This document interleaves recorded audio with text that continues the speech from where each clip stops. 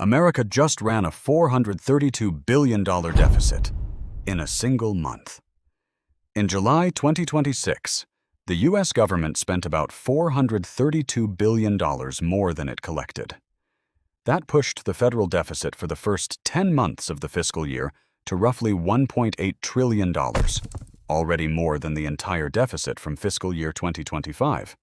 And there's something important hiding behind those numbers. America isn't just borrowing more money. It's also paying an enormous amount of money because of the borrowing it has already done. So, why is America's debt getting so expensive? Let's start with one simple idea. A government has money coming in and money going out. Money comes in mainly through taxes and other federal revenues. Money goes out through programs, benefits, defense, government operations, and interest on existing debt. When the government spends more than it collects, the difference is called the budget deficit. And in July, that gap reached $432 billion. There is an important detail, though.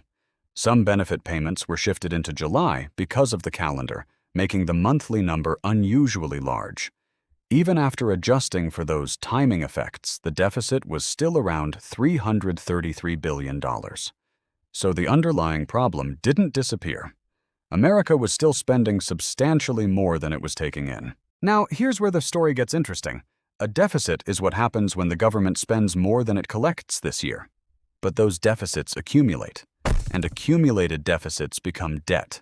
To finance that debt, the U.S. Treasury issues securities, essentially promising investors, "Give us money now and we'll pay you back later with interest." Investors buy those Treasury securities.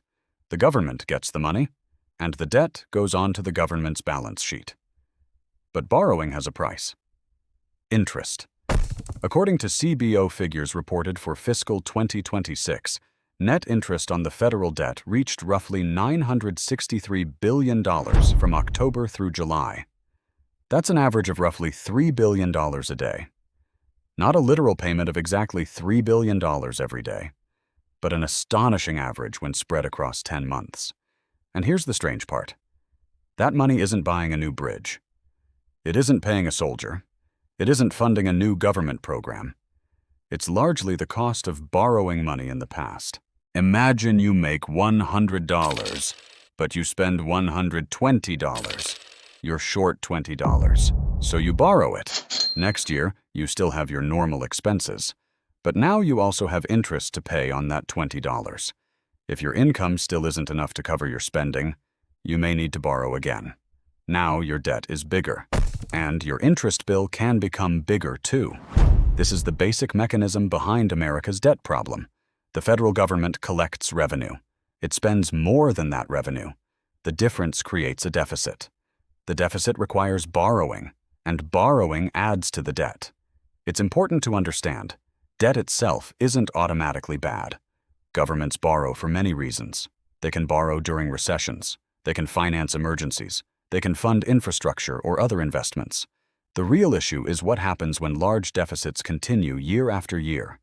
Because eventually, the interest bill becomes a major part of the budget. And this is where things become even more important. Imagine owing $10,000. If your interest rate increases by a little, you might notice it. But now imagine owing tens of trillions of dollars.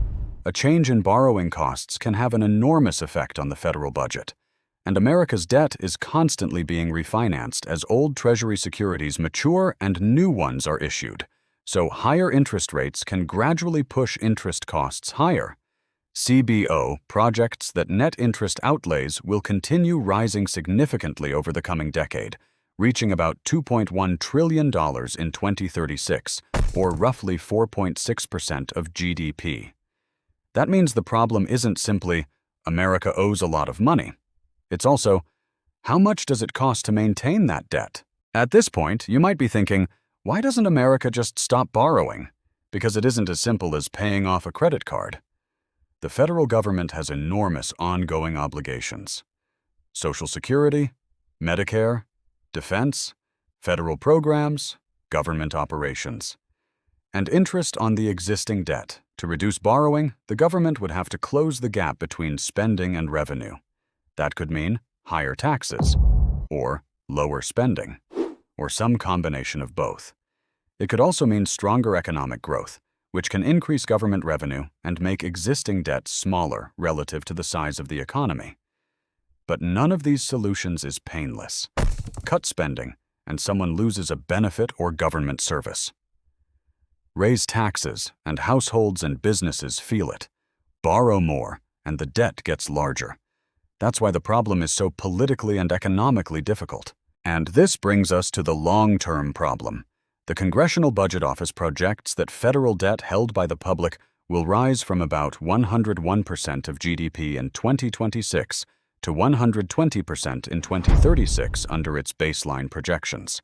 That's above America's previous post-World War II record of about 106% of GDP. CBO also projects the annual federal deficit to grow from about $1.9 trillion in 2026 to $3.1 trillion in 2036.